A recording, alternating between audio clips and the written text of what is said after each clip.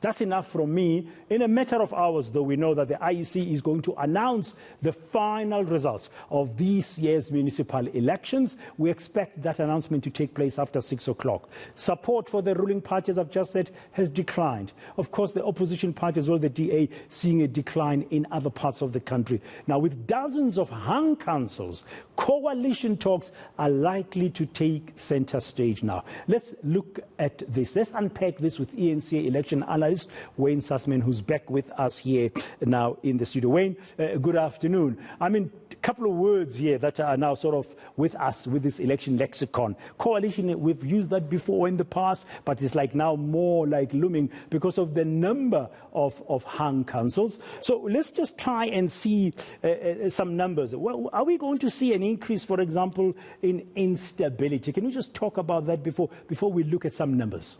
Correct. So what we see right now is we know that the 3 Gauteng metros and Nelson Mandela Bay had coalition governments between 2016 and 2021. What we know now is, as the seats are being calculated and allocated, is that there are far more parties making it into council. That's the first thing. The second thing is the parties who are most likely to make those coalitions, the ANC and the DA, are in a much weaker position than they were in 2016. So that means they are going to need more coalition partners. So I'll give you a quick example of Ekurhuleni. In 2016, the ANC went to the African Independent Congress, one party, and said, will you help us? We've got 110 seats. We need 113 seats for an outright majority. They did a deal with one party, and they got over the line. That is an example of how easy it was to form a coalition in 2016. And we're going to look at the numbers and see whether it will be as easy as it was last time. And I say it's going to be much, much harder. It's going to be harder. But what kind of groupings are you likely to see before we look at the numbers? Just broadly, from your perspective. And it's not going to be my perspective, it's what the politicians have said. So, Herman Mashaba, the flavour of the month in Gauteng, has said Action SA will not work with the African National Congress. And when we go through those numbers, bear that in mind. Action SA said they'll not work with the ANC. Then we know that John Steenhuisen said that the Democratic Alliance will not work with the Economic Freedom Fighters, or the EFF, because of what happened in the last 5 years. We also know that a party like the Freedom Front have said that they will work with the DA. So, that is what we know. We also know that some parties like the IFP have been working with the ANC. Will they continue to work with the ANC when the coalition negotiations begin? Okay, let's just look at those numbers just currently here in the studio. Let's begin with Ekurhuleni in terms of hung councils. We're looking at the numbers there. What do we make of these numbers with those total seats currently that are up for grabs, 224? Well, let's look what's happening in Charlize Theron and Kwesta the Rapper's home metro. There we see total seats 224. Okay, so last time round the ANC, I think, got 110 seats. So they only needed to deal with one other small party. This time they're much lower, they're in 86 seats. The DA are in second position on 65, the EFF on 31, and Action SA on 15. Can we form a coalition here? Remember what I said. The Action SA said, ANC, we're not going to work with you, so we have to rule that out. The DA have said, we're not going to work with the EFF, so we have to rule that out. So let's do some numbers. I think the DA and Action SA can make up after their messy divorce and say, we'll get together. That takes you to 90. I can find you some smaller parties, but we do not get close to that magical mark of 113. Which is half of that. So you need 50 plus 1. You need to get to that magical number of 113. And I'm saying that the DA and Action SA and the other smaller parties who are not on our screen, we're not going to get close there. Can the ANC do a deal with the EFF and get over the line? Yes, those numbers will work. But will Cyril Ramaphosa and Julius Malema want to do a deal? They didn't do a deal in the last 5 years, but maybe they will this time.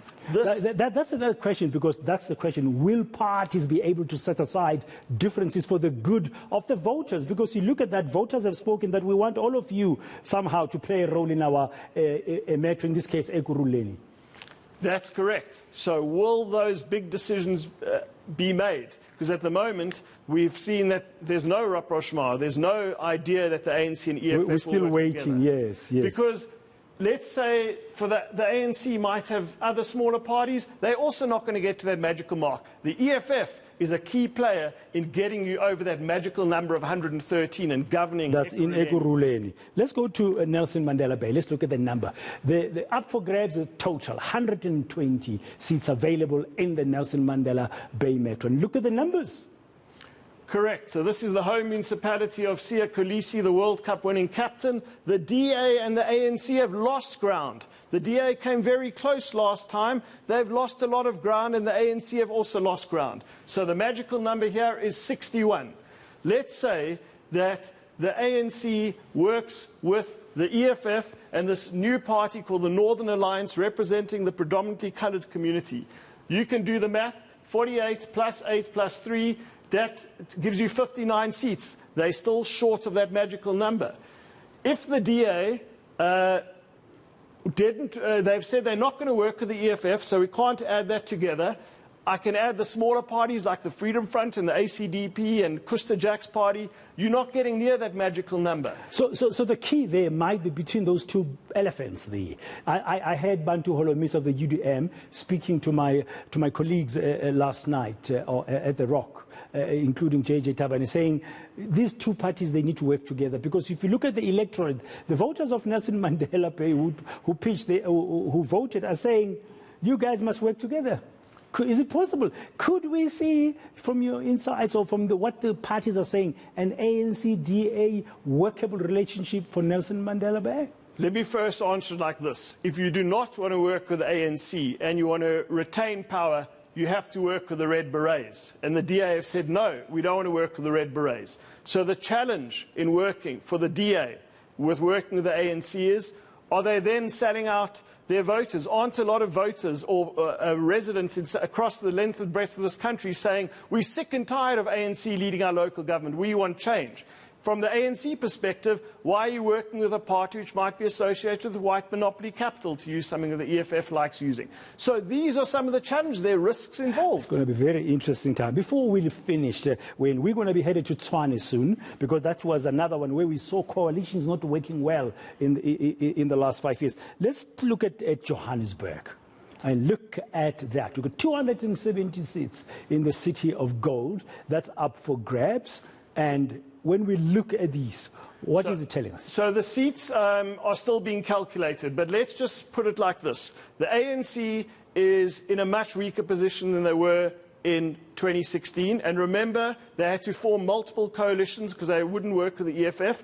And we know that the DA also had to find multiple coalition partners. So the seats are still being added, Dan, but what I can tell you is that the ANC are much further away from that magical mark of 136, and so are the Democratic Alliance. So we know that Action SA have done very, very well. Yeah, we don't have them yet. Yes. The seats are still being calculated.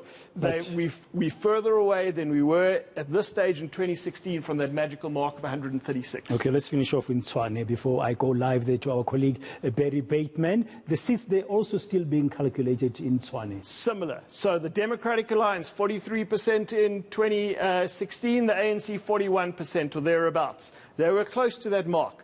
They find themselves today in a weaker position and further away from that magical mark of 108. We are in fascinating times. Indeed. Thank you very much for your time this hour, Wayne Sussman. Now, the city of Tshwane still in a tussle between the two biggest political parties, the ANC and the DA. Numbers are still being tallied up in terms of the seats, similar here to Johannesburg. But in Tshwane, how will these two big parties, so to speak, navigate this latest situation, this scenario that's developing there? Let's talk to Barry Bateman, who's monitoring the